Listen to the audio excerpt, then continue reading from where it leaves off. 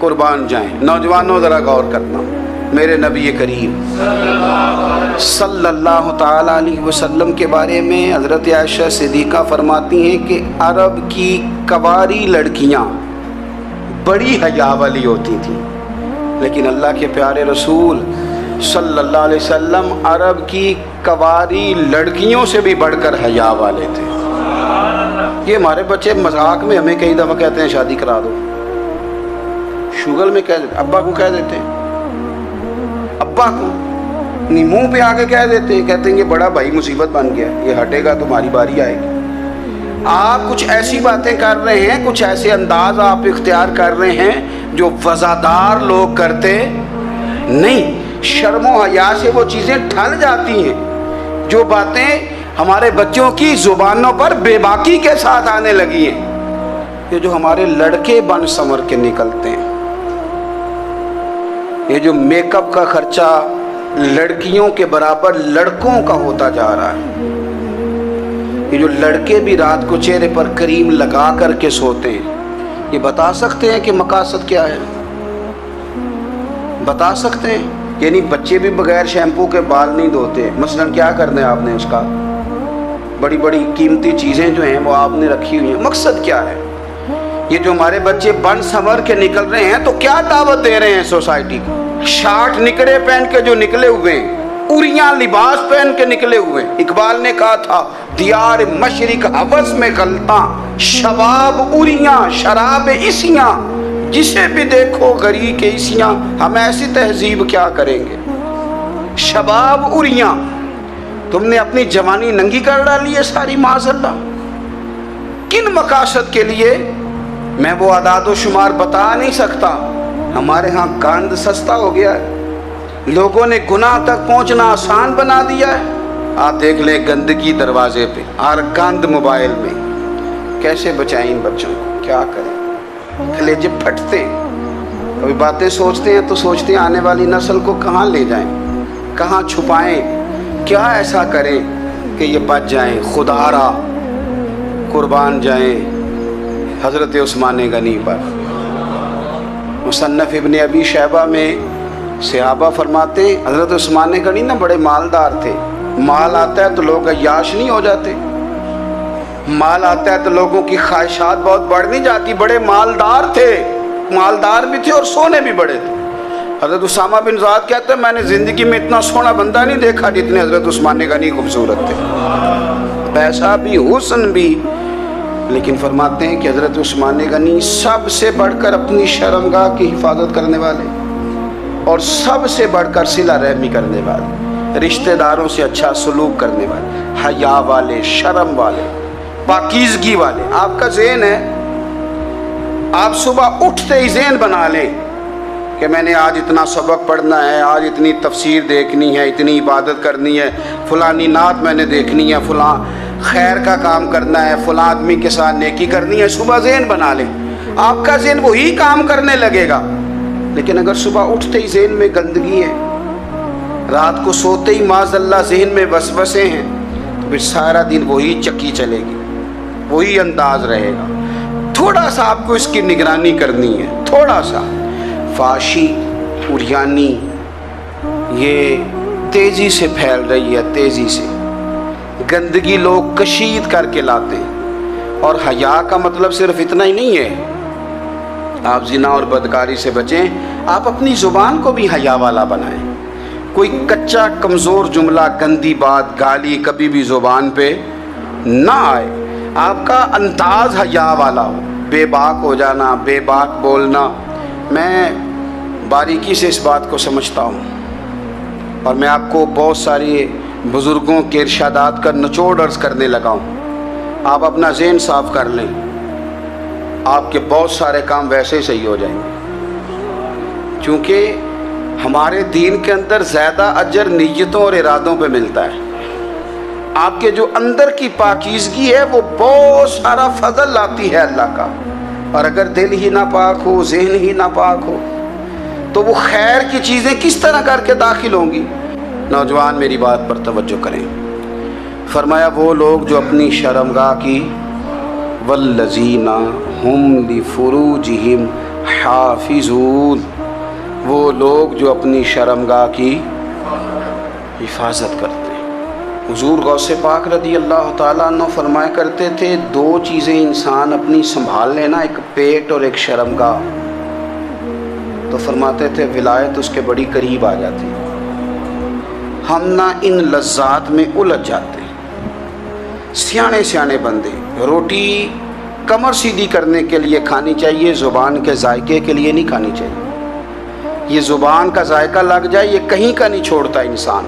اپنی شرمگاہ کی جو لوگ حفاظت کر لیتے ہیں، کوئی بڑے سے بڑا گناہ کرنے سے بھی بندہ کافر نہیں ہوتا، بندہ کفر کرنے سے کافر ہوتا ہے۔ گناہ بڑے سے بڑا کرنے والا بھی گناہ گار ہے، کافر نہیں۔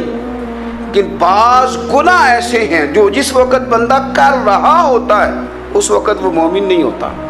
میرے نبی کریم صلی اللہ تعالیٰ علیہ وسلم نے فرمایا، جب کوئی شرابی شراب پیتا ہے اس وقت مومن نہیں ہوتا۔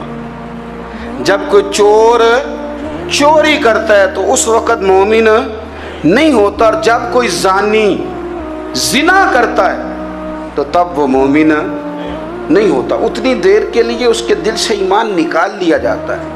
کفل کا ایک واقعہ ترمذی میں ملتا ہے۔ ایک شخص کفل نام کا تھا بنی اسرائیل میں، ایک عورت مجبور تھی، اس کے بچے بھوکے تھے، تو کفل نے اسے مائل کر لیا کہ تو میرے ساتھ گناہ کرے گی تو پھر میں تیرے بچوں کی روٹی تجھے دوں گا۔ تو وہ عورت پہلے تو بیچاری نہ مانی، لیکن بچوں کی بھوک دیکھ کے مجبور ہو گئی۔ جب کفل کے قریب گئی نا وہ عورت، اس نے دروازے سارے بند کر لیے۔ ترمذی شریف میں اس کا واقعہ موجود ہے۔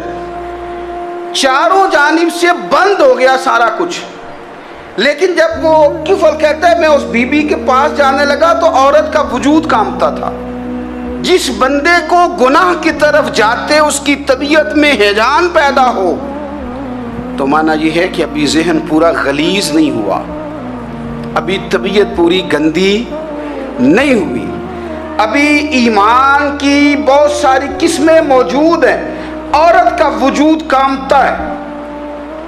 تو کفل کہتے ہیں کہ میں نے اسے کہا کہ سارے دروازے بند ہیں، ڈرتی کیوں ہے؟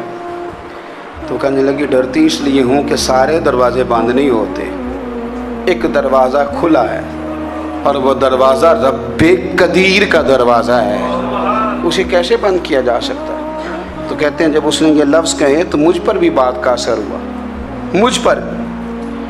تب میں نے کہا کہ اگر تو عورت ہو کے رب سے اتنا ڈرتی ہے تو مجھے تو اس نے مرد بنایا ہے، تو مرد تو ہوتا ہی وہ ہے جو اپنے آپ پر کنٹرول کر سکے۔ تو اب نہ معاملہ آگے جائے گا، اب یہاں بات رکے گی نہیں، جا میں تجھے آزاد کرتا ہوں۔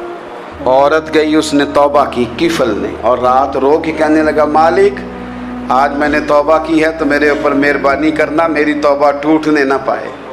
رات اس نے توبہ کی، رات ہی انتقال ہو گیا۔ لوگوں کو پتا تھا بڑا بے حیا ہے، بد کردار ہے، گناہ گار ہے، شاید لوگ اس کا چہرہ دیکھنے بھی نہ جاتے، پر مالک کریم ہے نا۔ حضور فرماتے ہیں سویرے اس کے دروازے پہ لکھ دیا اللہ نے، لوگوں رب نے کفل کے سارے گناہ معاف کر دیے ہیں، اس کے دروازے پہ لکھ دیا گیا۔ جب آپ اپنی حفاظت کرنا چاہتے ہیں تو اللہ پھر اسباب بھی پیدا کر دیتا ہے۔ اپنی شرمگاہ کی، اپنی نظر کی آپ خوب حفاظت کریں۔ اور میں آپ کو ایک بات عرض کروں، ایک بندے کے باحیا ہو جانے سے نا، ایک بندے کے ٹھیک ہو جانے سے اس کے دائیں بائیں بے شمار لوگ ٹھیک ہو جاتے ہیں۔ نہ چاہتے ہوئے بھی آپ کی نیکی کا اثر آپ کے دوستوں پہ پڑتا ہے، نہ چاہتے ہوئے۔ اور ایک بندے کے بگڑ جانے سے اس کے دائیں بائیں بہت سارے لوگ بگڑ جاتے ہیں، بہت سارے لوگ بگڑ جاتے ہیں۔ آپ اگر اپنے لب و لہجے پر یہ پابندی لگا سکیں اور اپنے آپ کو اگر آپ سنبھال سکیں تو پھر یاد رکھیے گا بڑی ساری چیزیں بہتر ہو جائیں گی۔ اپنی شرمگاہ کی حفاظت کرنے والے الا علی ازواجہم، مگر یہ کہ اپنی بیویوں پر، او ما ملکت ایمانہم، یا اپنی شرعی باندیوں پر۔ اس زمانے میں جو لونڈی خریدی جاتی تھی اس سے بھی وطی کرنا جائز تھا، اگرچہ اب لونڈیاں موجود نہیں ہیں تو یہ فعل بھی موجود نہیں، سوائے اپنی بیویوں پر یا شرعی باندیوں پر۔ फ़इन्नहुम गैरु मलूमीन, फरमाया जो ये काम करे उस पर कोई मलामत नहीं है। अपनी बीवी के पास शरई तरीके से जाए या बांदी के पास जाए। फ़मन इब्तगा वरा ज़ालिका, और जो आदमी इसके बाद इस हद से बढ़े, इसके सिवा कुछ और करे जो बंदा, फरमाया फ़उलाइका हुमुल आदून, ये लोग हद से बढ़ने वाले हैं। जो लौंडियों और बांदियों के अलावा, अपनी बीवियों के अलावा किसी और जगह गंदगी करें, ये हद से बढ़ने वाले, हदों को क्रॉस करने वाले लोग हैं। फिर इरशाद फरमाया वल्लज़ीना हुम ली अमानातिहिम व अहदिहिम राऊन, और वो जो अपनी अमानतों और अपने वादों की रियायत करते हैं, अमानतें अदा करते हैं, वादे पूरे करते हैं। और वो लोग जो अपनी नमाजों की हिफाजत करने वाले हैं, जिनमें ये खूबियाँ आ गई। मेरा रब फरमाता है नमाज में खुशू वुज़ू हासिल हो गया, फजूलियात से बच गए, ज़कात अदा करने वाले बन गए, शर्मगाह की हिफाजत करने वाले बन गए, अमानतें अहद पूरे करने वाले बन गए, अपनी नमाजों के मुहाफिज हो गए। अल्लाहु अकबर, कुर्बान जाएं। मालिक फरमाते हैं उलाइका हुमुल वारिसून, यही लोग तो वारिस हैं। या अल्लाह किस चीज़ के? फरमाया अल्लज़ीना यरिसूनल फिरदौस, ये लोग जन्नत के वारिस हैं। ये जन्नत के वारिस हैं ये लोग। हुम फीहा खालिदून, और फिरदौस से, जन्नत से निकाले नहीं जाएंगे, हमेशा ही जन्नत में रहेंगे। ये आयात अल्लाह का मुतालबा भी है। ये आयात सहाबा, अहले बैत, औलिया अल्लाह, उन तमाम की सीरत का अक्स भी है। और सबसे बढ़कर सैयदा आयशा सिद्दीक़ा फरमाती हैं यही तो आयात हैं जिन्हें अच्छी तरह समझ लोगे तो तुम्हें मदीने वाले के अखलाक भी समझ में आ जाएगा, हुजूर के अखलाक भी तुम्हें समझ में आए। बड़े गौर के साथ सूरह मोमिनून की इन इब्तिदाई आयात पर गौर करना चाहिए। रब फरमाता है कद अफ़लहल मोमिनून, तहकीक मोमिन कामयाब हो गए। कौन से मोमिन? अल्लज़ीना हुम फ़ी सलातिहिम खाशिऊन, वो जो अपनी नमाज़ों में गिड़गिड़ाने वाले हैं, खुशू के साथ, आजिज़ी के साथ, इनकिसारी के साथ, ज़ौक़ के साथ नमाज पढ़ने वाले हैं। देखिए कुरान ने ये नहीं कहा शुरू में कि वो लोग अपनी नमाज पाबंदी से पढ़ते हैं, बल्कि फरमाया वो नमाज़ों में आजिज़ी करते हैं, वो नमाज में खुशू करते हैं, वुज़ू करते हैं। नमाज हम भी पढ़ते हैं। ढेर सारे लोग हैं जिनका ये मुतालबा है कि मेरा नमाज में दिल ही नहीं लगता। पहली बात तो ये है कि दिल ना भी लगे तो नमाज फिर भी पढ़नी है। और दूसरी बात ये कि दिल लगाने को भी तो कुछ इंसान के पास चीज़ें होनी चाहिए ना, कोई ज़रूरियात होती हैं। सबसे पहली बात ये कि मसला नमाज का नहीं, मसला अहमियत का है। आपने अल्लाह तबारक व तआला की ज़ात की, रब करीम के जलालत की जितनी ज़्यादा अहमियत अपने दिल में महसूस कर ली, उतना ही नमाज की तरफ तवज्जो आपकी बढ़ जाएगी।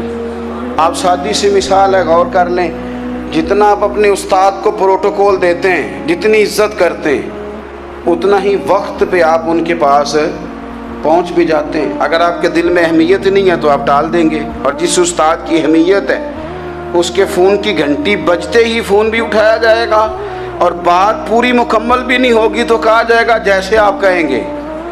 और जो वक्त वो देंगे उनसे 10 मिनट पहले पहुंचने की कोशिश भी की जाएगी। बस समझ लें दिल लगने ना लगने का मसला नहीं, अहमियत का मसला है। आप जितनी अपने मालिक की बारगाह की अहमियत समझ लेंगे, उतना ही वक्त पे मस्जिद आएंगे, उतना ही शौक़ से नमाज पढ़ेंगे। दूसरी बात, नमाज के तर्जुमे पे गौर करें। आप यकीन करें अगर नमाज का तर्जुमा हमें आ जाए ना तो हमें तो यूँ लगे कि हम तो अपने मालिक की बारगाह में अर्ज़ो मारूज़ करने हाजिर हुए। ये सूरह फातिहा ही देख लें आप। हुजूर फरमाते हैं, रब फरमाता है सूरत फातिहा आधी मेरी है आधी मेरे बंदे की है। जब उसने कहा अल्हम्दुलिल्लाह रब्बिल आलमीन अर्रहमानिर रहीम मालिकी यौमिद्दीन इय्याका नअबुदु व इय्याका नस्तईन, जब यहाँ तक वो लफ्ज़ कहता है तो ये हिस्सा मेरा था। उसने अपने रब की तारीफ़ की। और जब कहा ना उसने इहदिनस सिरातल मुस्तकीम, اب بندے نے التجائیں شروع کر دی. اس نے کہا کہ مالک بھی تو ہے، رحمان بھی تو ہے، رحیم بھی تو ہے، عبادت بھی تیری کرتے ہیں تو مدد بھی تو تجھی سے مانگنی ہے نا. اب مہربانی فرمانا اہدنا الصراط المستقیم، ہمیں سیدھا راستہ دکھا دے. صراط الذین انعمت علیہم، ان لوگوں کا راستہ دکھانا جن پر تو نے انعام کیا ہے. غیر المغضوب علیہم ولا الضالین، ان کے راستے پہ نہ چلانا جن پر تیرا غضب ہوا، جو گمراہ ہو گئے ان کے راستے. تو نماز میں جب ترجمے پر آپ کا غور ہوتا ہے تو آپ کا تو دل خود بخود لگ جاتا ہے، شوق بڑھ جاتا ہے آپ کا. تو اتنی چیزیں ہم زندگی میں یاد کرتے ہیں، تو اگر ترجمہ بھی نماز کا یاد کر لیں اور پھر شوق سے پڑھیں تو آپ یقین کریں طبیعت کھینچی چلی آئے گی. ہمارے یہاں کچھ لوگ نماز پڑھتے ہیں پر بڑی لاپرواہی سے پڑھتے ہیں، کبھی ادھر دیکھتے ہیں، کبھی ادھر دیکھتے ہیں، کبھی بال سہلاتے ہیں. وہ میں نے دیکھا ہے سجدے جا رہے ہیں تو سیانے سیانے بندے کبھی کپڑے کو چھیڑ رہے ہیں، کبھی جگہ کو چھیڑ رہے ہیں. میرے نبی کریم صلی اللہ تعالی علیہ وسلم نے فرمایا ان لوگوں کا کیا حال ہے جو اپنی نماز میں نظریں آسمان کی طرف اٹھاتے ہیں. رکوع سے اٹھے تو اوپر دیکھنا شروع کر دیا، کیا حال ہے ان کا. اور پھر حضور نے ایک موقع پر تو سختی فرمائی، فرمایا جو نماز پڑھتے اپنی نظریں آسمان کی طرف اٹھاتا ہے وہ باز آ جائے، ورنہ ایسا نہ ہو کہ رب اس کی آنکھیں ہی چھین لے. وہ باز آ جائے اس کام سے. خشوع کے ساتھ نماز پڑھے، عاجزی کے ساتھ نماز پڑھے، اس کا دل لگا ہوا ہو نماز کے اندر. میرے نبی پاک صلی اللہ تعالی علیہ وآلہ وسلم کے غلام حضرت انس بن مالک رضی اللہ تعالیٰ عنہ فرماتے ہیں کہ رسول پاک صلی اللہ علیہ وسلم نے مجھ سے فرمایا تھا کہ بیٹے نماز میں ادھر ادھر دیکھنے سے بچو، کیونکہ فرمایا نماز میں ادھر ادھر توجہ کرنا یہ بندے کو ہلاک کر دیتا ہے. ہلاکت ہے اس میں اگر تم نے ادھر ادھر توجہ ہوگی. نماز تم مالک کی بارگاہ میں کھڑے ہو اور تم دیکھ ادھر ادھر رہے ہو. تو ایک تو نماز عاجزی کے ساتھ. پھر فرمایا والذین ہم عن اللغو معرضون، وہ لوگ جو فضول باتوں سے، لغویات سے اپنا منہ پھیر لیتے ہیں، فضولیات سے. ہمارے ہاں نا بہت سارے لوگ ایسے ہیں جو بلا وجہ ان چیزوں میں دلچسپی لیتے ہیں جو ان کے مطلب کی نہیں ہے. ان کے مطلب کی مطلب آپ کسی سے ملیں کہتے ہیں کیا حال ہے، ٹھیک ہے جی. بچوں کا کیا حال ہے، ٹھیک ہے. بچے کتنے ہیں؟ تو بھئی آپ کو جب پتہ ہی نہیں تھا کتنے ہیں تو حال کیوں پوچھا آپ نے؟ آپ کرتے کیا ہیں؟ آپ کا بڑا بھائی کیا کرتا ہے، چھوٹا بھائی کیا کرتا ہے، ابا جی کیا کرتے ہیں؟ بھئی آپ کے مطلب کی بات نہیں. آپ مطلب کی، مقصد کی بات کریں. بے مقصد باتوں میں الجھنے کی ضرورت نہیں ہے.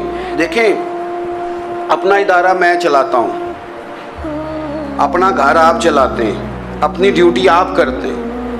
آپ کو زیادہ بہتر پتہ ہے کہ آپ اپنا گھر کیسے چلا رہے ہیں. مجھے زیادہ بہتر پتہ ہے کہ میں مدرسہ، مسجد، مجھے زیادہ بہتر پتہ ہے اس کے اندر کون سی اصطلاح کس طرح کرنی ہے. یہ مجھ سے زیادہ بہتر کوئی بندہ جانتا نہیں. اب ہم کیا کرتے ہیں، جب ہم دوسرے کے کام میں مداخلت کرتے ہیں تو دو نقصان ہوتے ہیں. ایک تو اس کے ساتھ ہمارا رائے کا اختلاف ہو جاتا ہے، اور دوسرا ہمارے اپنے بہت سارے کام رہ جاتے ہیں کیونکہ ہماری توجہ ہی دوسرے کی جانب تھی. اپنے بڑے سارے کام رہ جاتے ہیں. اس لیے بہت ساری ایسی چیزیں ہیں جن میں بلا وجہ کوئی مقصد نہیں. ہم پرانے لوگوں سے باتیں سنا کرتے تھے، ہمارے بزرگ کہا کرتے تھے جیڑے پنڈ جانا نہیں، جیڑے پنڈ جانا نہیں ہوتا راہ پوچھنے دی کی. لغویات میں نہ الجھے، فضولیات میں نہ الجھے، یعنی ٹو میں رہنا. ٹو میں آپ یقین کریں میں نے پرسنلی طور پہ اس چیز کو محسوس کیا ہے کہ ہمارے بہت سارے اہم حقوق صرف اس لیے مس ہوتے ہیں کہ ہماری اپنے سے زیادہ توجہ سامنے والے پہ ہوتی. سامنے والے میں نے دیکھا بڑے بڑے عجیب سوال اور بڑے بڑے انوکھے سوال، مطلب یہ کہ اتنی لمبی چوڑی، اور لوگوں کو بڑا پتہ ہوتا ہے یہ فلاں آدمی جو ہے اس کے بچے کتنے ہیں، وہ بیاہ کہاں پہ ہیں، کس کس علاقے میں ان کی شادیاں ہوئی ہیں. اتنی تفصیلات کی ہمیں ضرورت نہیں ہے. ہم سے تو ہمارے بارے میں پوچھا جائے گا تو ہمیں اپنا معاملہ بڑا صاف ستھرا. دیکھیں کیا سونی بات کی مدینے والے رسول نے. قربان جائیں حضور کے جملوں پر ایک شخص نے پوچھا حضور سونا اسلام کون سا ہے، خوبصورت مسلمان کون ہے؟ تو نبی پاک صلی اللہ علیہ وسلم نے فرمایا وہ خوبصورت مسلمان ہے جو بات اس کے مقصد کی نہیں، بے معنی ہے وہ بات وہ چھوڑ دے، بے مقصد باتوں سے الجھنا جو بندہ چھوڑ دے وہ مسلمان بڑا سونا مسلمان ہے۔ ہم کمزور اس لیے ہوتے ہیں کہ ہماری توجہ زیادہ دوسروں کی باتوں پر پڑتی ہے۔ کچھ چیزیں ایسی ہوتی ہیں جو ہم نہ فراخ دلی سے بانٹتے ہیں، اور کچھ چیزیں ایسی ہوتی ہیں جو مجبور ہو کر ہم دیتے ہیں۔ کئی دفعہ ایسا ہوتا ہے کہ سامنے والا کچھ زیادہ تکلیف میں ہوتا ہے اور ہمارے پاس بھی وسعت نہیں ہوتی، لیکن زیادہ اجر اسی بندے کو ملتا ہے جو تھوڑی تکلیف برداشت کرے اور سامنے والے کی تکلیف کو دور کرے۔ مدینہ منورہ میں نا قحط پڑ گیا تھا، غلہ نہیں ملتا تھا، تو قحط کے زمانے میں لوگ نا پھر چیزوں کو مہنگا کر کے بیچتے ہیں۔ ہمارے ہاں ایک طرف چینی کی لائنیں لگی ہوتی ہیں اور دوسری دفعہ چھاپا پڑتا ہے، پورے کے پورے گودام بھرے ہوئے نکل آتے ہیں، لوگ مصنوعی قلت پیدا کر دیتے ہیں۔ حضرت عمر فاروق رضی اللہ تعالیٰ عنہ کے زمانہ نور میں قحط پڑ گیا تھا، گندم کا دانہ اس طرح ہو گیا تھا جس طرح سونا ہے۔ سیدنا عثمان غنی رضی اللہ تعالیٰ عنہ کے نا بہت سارے اونٹ غلے کے بھرے ہوئے مصر سے آئے، اور لگتا یوں ہے کہ وہ شخص آپ ہی کو غلہ دیتا تھا، کسی اور کو دیتا بھی نہیں تھا، جو اونٹ بھر کے اس نے لیے۔ تو مدینہ منورہ کے اندر جب وہ مال پہنچا نا، آپ کو بتانا یہ چاہ رہا ہوں کہ ساری تجارت بندوں سے نہیں کرنی چاہیے، کچھ اللہ سے بھی کرنی چاہیے۔ رب سے جو بندہ تجارت کرتا ہے وہ بڑا کامیاب ہوتا ہے۔ وہ غلے سے بھرے ہوئے اونٹ آپ کے پہنچ گئے تو تاجر آئے، انہوں نے آگے کہا عثمان ہم کھول کے نہیں دیکھتے کہ اندر مٹی ہے کہ سونا ہے، اور یہ بھی نہیں پوچھتے آپ نے کتنے کا خریدا ہے، آپ کی زبان پر اعتبار ہے، آپ نے جتنے کا مال لیا ہے نا ہم ڈبل دیتے ہیں، آپ ہمیں دے دیں۔ آپ فرمانے لگے نہیں مجھے زیادہ نفع ملتا ہے۔ انہوں نے کہا 2 گنا، فرمایا نہیں زیادہ ملتا ہے، کہا 3 گنا، فرمایا زیادہ ملتا ہے۔ وہ کہنے لگے اس سے زیادہ تو کوئی تاجر ہے ہی نہیں جو زیادہ دے۔ فرمایا بس مجھے ملتا ہے نا۔ کہا کتنا ملتا ہے؟ فرمانے لگے لگتا ہے کہ اگر وہ تاجر زیادہ کرم نوازی کرے تو 700 گنا تو دے گا ہی، اور باقی کریم ہے۔ انہوں نے کہا جی نہیں اتنا نہیں ہم دے سکتے، پھر آپ بیچ لیں۔ یہ بات ہی سمجھ میں نہیں آتی۔ لوگ چلے گئے تو حضرت عثمان غنی مال اٹھا کے مسجد کے دروازے پہ لے گئے، جا کے کہنے لگے اے عمر اعلان کر دیں جس غریب کو گندم کی ضرورت ہے، آسانی کے دور میں نہیں دقت کے دور میں، جب لوگوں کو مل نہیں رہی چیز، جس کو ضرورت ہے وہ آئے اور آ کے لے جائے۔ جب جناب عثمان غنی کے اس غلے کا اعلان ہوا تو تاجروں کو اب مسئلہ سمجھ میں آیا کہ یہ 700 گنا کو بندہ نہیں دے رہا، یہ رب کریم عطا فرما رہا ہے۔ میرے عزیز کچھ سودے رب کے ساتھ بھی کریں۔ اگر کوئی بڑا ضرورت مند دروازے پہ آ جائے نا تو پھر اپنا نفع نقصان نہیں سوچنا، پھر تو رب کے ساتھ تجارت کرنی ہے۔ ضرورت مند کی ضرورت کا لحاظ کرنا یہ نہ مسلمانوں کے ایک دوسرے کے قریب کرے گا۔ ہم کون ہوتے ہیں کسی کی حاجت پوری کرنے والے، ضرورت پوری کرنے والے؟ کرنے والا تو اللہ ہے۔ تو اگر رب ہمیں کبھی وسیلہ بنائے، ذریعہ بنائے، تو پھر ہمیں ذرا نا خوش دلی سے بننا چاہیے، ذوق اور شوق سے بڑھنا چاہیے، پھر ہمیں کمزور نہیں پڑنا چاہیے۔